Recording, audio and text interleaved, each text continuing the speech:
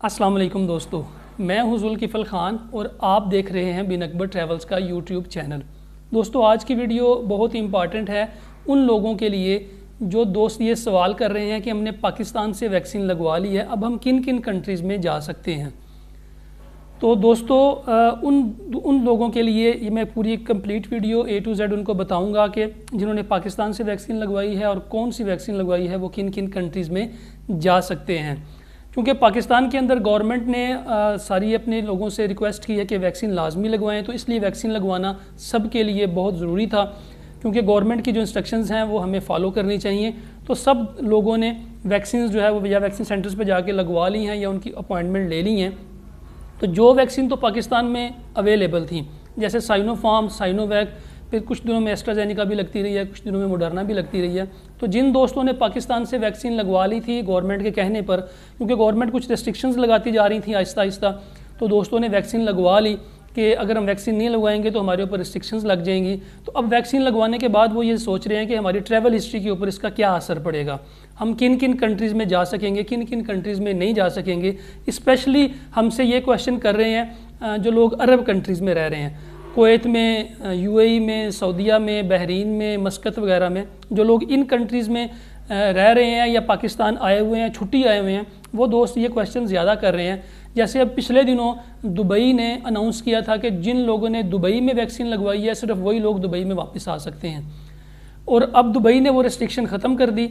अब उन्होंने कहा कि आप लोग अगर पाकिस्तान से भी वैक्सीन लगी हुई है तो आप दुबई में एंटर हो सकते हैं, लेकिन UAE की जो बाकी स्टेट्स हैं उन्होंने अभी तक ये पाबंदी ख़त्म नहीं की।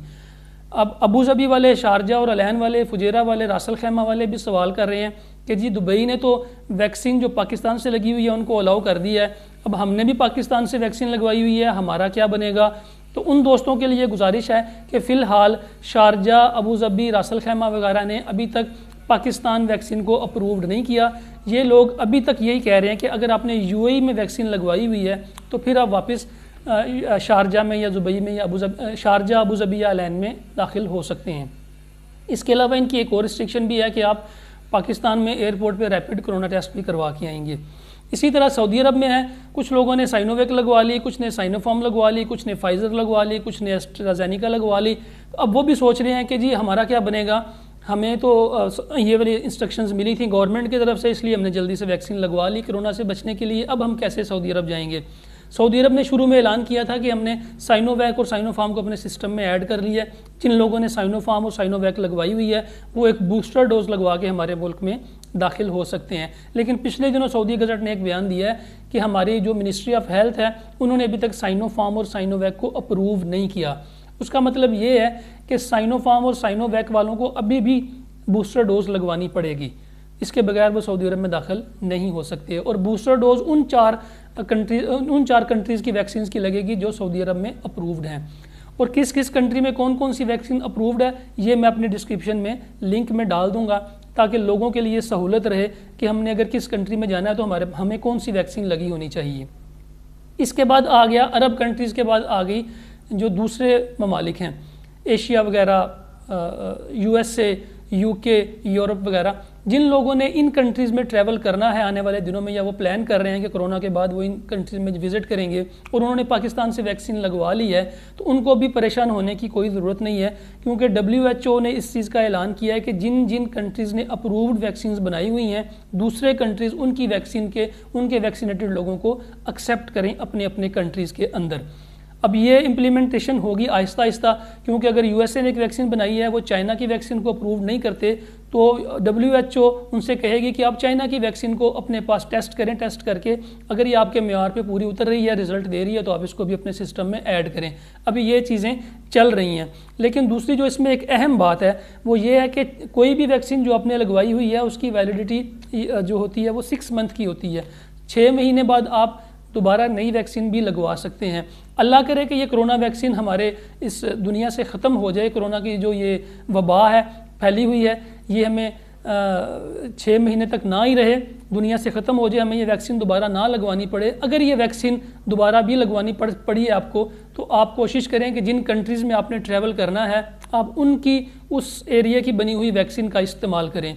फॉर एग्जांपल अगर आप यूएसए जाना चाहते हैं तो आप यूएसए की जो वैक्सीन है मॉडर्ना उसका वो लगवाएं। अगर आप यूके में या यूरोप में ट्रैवल करना चाह रहे हैं तो आप जॉनसन्स लगवाएं या फिर फाइज़र की जो वैक्सीन है वो लगवाएं। अगर आपने चाइना की तरफ जाना है, इस जो चाइना के साथ स्टेट्स लगती हैं, अगर आपने इनमें ट्रैवल करना है तो फिर आप चाइना की जो बनी वैक्सीन है वो लगवाएं। और जिन कंट्रीज़ की अपनी वैक्सीन नहीं है, आप कोशिश करें कि उन कंट्रीज़ में यूएसए या यूके, मॉडर्ना या फाइज़र, इनमें से किसी एक की वैक्सीन का इस्तेमाल करें अगर आपने नेक्स्ट टाइम वैक्सीन लगवानी है तो। अगर आपने ऑलरेडी चाइना की वैक्सीन लगवा ली हुई है पाकिस्तान में तो फिर आप वेट करें जब तक ये WHO इस सारे प्रोसेस को एक्सेप्ट नहीं करता सारी कंट्रीज़ के लिए।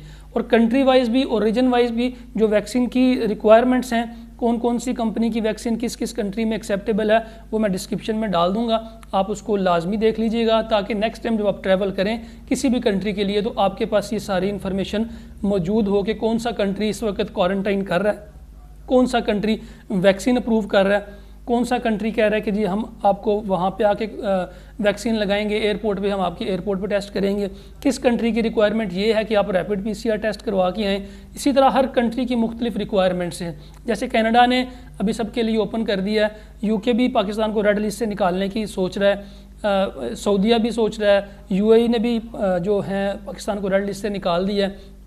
इसी तरह आहिस्ता आहिस्ता सितंबर तक तकरीबन 90% दुनिया अपनी वापस मामूल पे आ जाएगी। और ये जो वैक्सीन वाली परेशानी है कि कौन सी वैक्सीन लगवाएं कौन सी ना लगवाएं, 2 डोज़ लगवाने के बाद तीसरी डोज़ भी लगवानी पड़ेगी या नहीं पड़ेगी, ये इंशाल्लाह सितंबर में हर चीज़ जो है ये आपकी क्लियर हो जाएगी और ये वैक्सीन वाली कन्फ्यूजन जो है ये इंशाल्लाह ख़त्म हो जाएगी।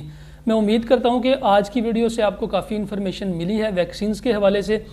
और हमारे इस YouTube चैनल को सब्सक्राइब करना ना भूलिएगा, क्योंकि व्यूज़ तो आप लोग देख रहे हैं, हमारी वीडियोस पसंद भी कर रहे हैं, कमेंट भी कर रहे हैं, लेकिन इस चैनल को सब्सक्राइब भी लाजमी करें, क्योंकि आपको जो इन्फॉर्मेशन चाहिए ट्रैवलिंग के रिलेटेड, इमिग्रेशन के रिलेटेड, वीज़ाज़ के रिलेटेड, वो हम इस चैनल के ऊपर बहुत ज़्यादा इन्फॉर्मेशन देने वाले हैं। तो इस चैनल को लाजमी सब्सक्राइब करें और बेल आइकन का बटन दबाएँ ताकि हर आने वाली वीडियो आपको टाइम पर मिल सके।